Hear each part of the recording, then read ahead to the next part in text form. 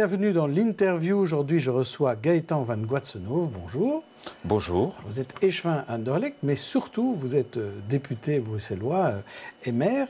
Et c'est intéressant de vous entendre parce que le MR bruxellois n'a pas beaucoup parlé ces dernières semaines. Tout d'abord, une question d'actualité. Céline Frémaux, ce matin, dans la Libre, dit « Moi, je vais rester au gouvernement bruxellois ».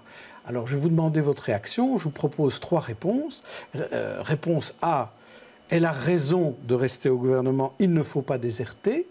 Réponse B, c'est décevant, alors que le CDH a dit ne plus pouvoir gouverner aux côtés du PS. Et enfin, réponse C, elle n'a pas le choix.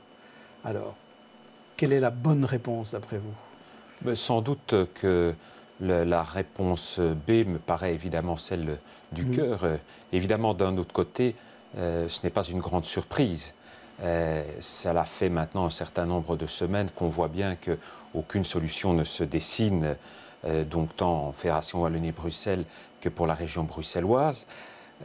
Depuis, je dirais, le mois de juillet, on s'est rendu compte que le jeu était fermé du fait que le FDF actuellement DEFI avait manifestement décidé de lier son sort à celui du Parti socialiste et de reprendre en quelque sorte la place de parti satellite anciennement occupée par le CDH, et que quoi qu'on puisse mettre sur la table, il y aurait de toute façon, de la part essentiellement d'Olivier Mainguin, une fin de non-recevoir.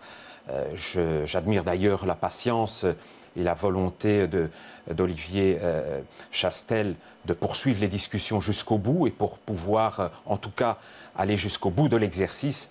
Mais vous dire que je suis étonné que l'on en arrive à la situation actuelle, ce serait effectivement mentir. Alors, vous dites satellite, parti satellite. On a beaucoup utilisé le terme de scotché. Est-ce que c'est DEFI qui est scotché au PS ou est-ce que c'est le PS qui est scotché à DEFI ? Oh ben c'est clairement le petit qui est évidemment scotché au gros.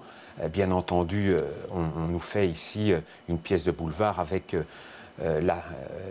l'épouse, l'amant et le mari. Dans le rôle de l'épouse, nous avons M. Mainguin. Pour l'instant, évidemment, l'amant est en slip au fond de la garde-robe. Et dans le rôle du cocu, on souhaiterait bien entendu que le MR s'y retrouve. Mais bientôt, évidemment, l'amant va sortir du placard et imposer sa volonté, comme il l'a fait durant ces dernières années, en imposant une politisation à marche forcée de cette région. Politisation contre laquelle DEFI s'était battu pendant de longues années à nos côtés et qui semble ne plus poser problème à l'heure actuelle. Mais donc pour vous, DEFI agit comme il agit contre le MR plutôt que contre le CDH ? Parce qu'on les trouve aussi très agressifs avec Benoît Ludgen et avec le CDH. À l'heure actuelle, oui, mais clairement, on voit qu'il y a une volonté de casser le MR, en permanence, effectivement, d'en dire du mal. Donc il y a une volonté de la part de DEFI de se montrer parfois inutilement agressif à l'égard de gens avec lesquels on a travaillé main dans la main de longues années sur un certain nombre d'objectifs et de combats qui restent d'actualité. Donc moi, je ne souhaite pas être désobligeant à l'égard de DEFI, mais manifestement, je vois qu'au travers des médias, y compris des médias sociaux, il y a une volonté de DEFI de casser l'image du MR. À l'heure actuelle, c'est aussi une volonté d'affaiblir le CDH pour essayer de récupérer un certain nombre d'électeurs. Mais l'objectif principal de DEFI est évidemment d'essayer de planter des banderies en permanence dans le dos du MR, même sur des questions qui, au demeurant, ne devraient pas leur poser un certain nombre de problèmes, parce que je pense que jusqu'à, en tout cas, la scission du parti, nous étions là-dessus sur la même longueur d'onde. Il faut voir qui a changé. Est-ce que c'est DEFI qui a changé ou est-ce que c'est le MR qui a changé ? Est-ce que c'est le MR, en allant avec la NVA au gouvernement fédéral, qui a changé et qui est devenu peut-être tout à fait contournable pour DEFI ? Écoutez, si c'était le cas, je ne pense pas que la problématique, encore j'y reviens, fait de désigner une multitude de responsables publics dans des OIP, de créer des OIP, en veux-tu, en voilà depuis des mois, ce qu'on appelle la politisation et qui était un élément contre lequel le FDF à l'époque défie aujourd'hui était profondément opposé, ça n'a rien à voir avec la NVA. Il y a eu une volonté effectivement tout simplement de s'adapter au pouvoir fort, au pouvoir qui contrôle tout à Bruxelles, qui est celui évidemment du Parti socialiste. C'est un choix stratégique, mais on est là face à de la stratégie et il faut remiser les grandes déclarations un petit peu, comment pourrais-je dire, un petit peu creuses et pas toujours marquées du sceau de la parfaite honnêteté en nous sortant aujourd'hui la NVA, en nous sortant aujourd'hui l'exclusion de personnalités un autre jour et puis le survol de Bruxelles. Et chaque argument étant orienté finalement vers un objectif qui était très clair, abîmer l'image du MR et se rapprocher de façon très claire et volontariste du PS, encore une fois, pour sans doute un objectif d'ordre politique, comme nous l'avons connu à l'époque avec Mme Milquet, le CDH, en 2009. Alors, on vous sent très amer, mais dans les semaines qui viennent, qu'est-ce qui va se passer? Est-ce qu'il y aura, par exemple, en région bruxelloise, des majorités alternatives sur certains textes? Nous le souhaitons, évidemment, parce que nous souhaitons poursuivre le travail. Il y a un certain nombre de textes importants qui doivent être envisagés. Il y a évidemment nos propres propositions. Nous souhaiterions évidemment davantage d'ouverture que par le passé par rapport au travail parlementaire. Jusqu'à présent, le Parlement est d'abord et avant tout une sorte d'entérinement qui, de façon aveugle, d'ailleurs, refuse un certain nombre de textes constructifs de l'opposition. Donc si on se montre plus ouvert, je pense que c'est une bonne chose. Est-ce que ça va avoir lieu? Je pense que la balle est d'abord dans le camp des représentants de la majorité. Alors parlons un peu de ces dossiers de rentrée.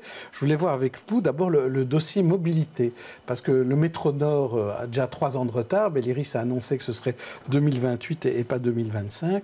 La mobilité à Bruxelles en prend un coût supplémentaire. Tout à fait, d'autant que durant l'été, on a vu que la multiplication des chantiers a rendu la mobilité catastrophique, y compris dans des périodes jusqu'à présent calmes.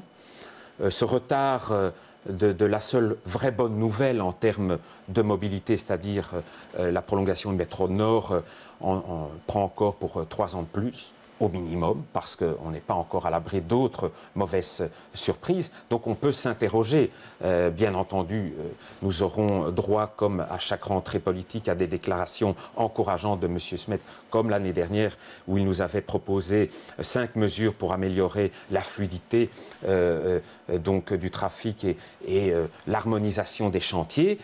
Mais encore une fois, malheureusement, la réalité des faits s'éloigne des discours un petit peu incantatoires. Et je crains qu'une fois de plus, on annonce un Bruxelles moins agréable pour les années qui viennent, avec comme conséquence la fuite d'entreprises et aussi la fuite de la classe moyenne.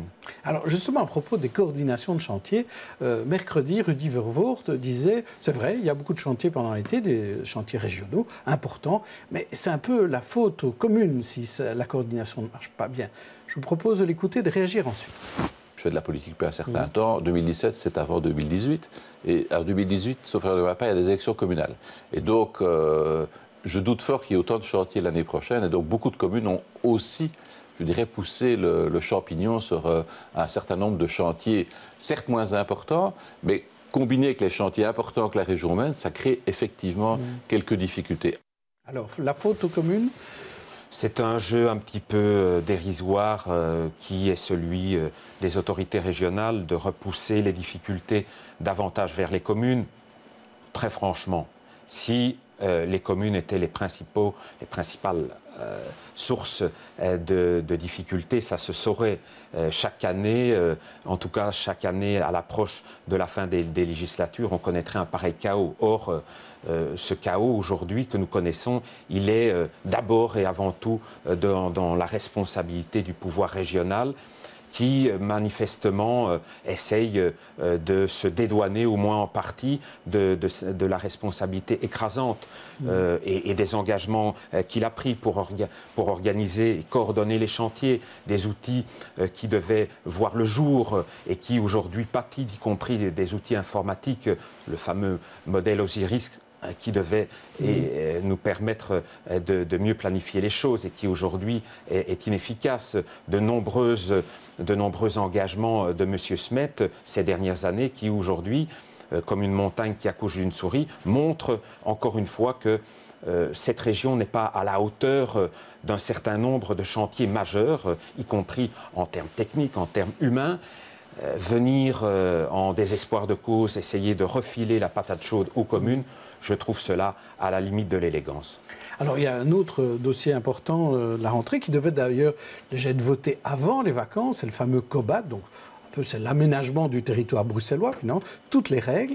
Et il y avait un petit dossier sur lequel le PS n'était pas sur la même longueur d'onde que les autres partis. Finalement, il a changé d'avis, c'était le fameux avis conforme des monuments et sites. Et finalement, il y aura bien toujours un avis des monuments et sites, il sera toujours conforme. Est-ce que là, sur ce texte-là, il y a aussi une majorité alternative possible sur des nouveaux aménagements Écoutez, il y a surtout une grande pression de la société civile. Il y a eu une grande mobilisation de l'opposition MR écolo pour amener des propositions. Malheureusement, à l'entame des travaux, on a refusé de faire des auditions, ce qui était quand même très surprenant. Et donc, il y a eu un entêtement de la majorité, du vice-président en particulier, pour garder son texte intact. Et puis, il y a eu une pression croissante, comme je l'ai dit, de l'opinion publique qui a dit, écoutez, il y a des choses qui sont imbuvables. Et donc, le ministre-président a dû faire un rétropédalage. Je reconnais qu'il y a eu des concessions importantes sur la Commission royale des monuments et sites, sur les réunions projets qui devaient évidemment institutionnaliser de façon transparente le fait de pouvoir parler des projets en amont et d'autres concessions du même ordre. Donc le texte s'est fortement amélioré. Mais pourquoi, dès le départ, on n'a pas voulu jouer la transparence, l'ouverture? Pourquoi a-t-il fallu finalement attendre des soubresauts et l'indignation de la société civile pour ouvrir le dialogue? C'est un peu dommage, même si, je le reconnais, c'est un texte qui s'est beaucoup amélioré lors des derniers débats. Donc, il y a un espoir que ce texte soit finalement voté là maintenant à la rentrée, et peut-être encore avec quelques améliorations?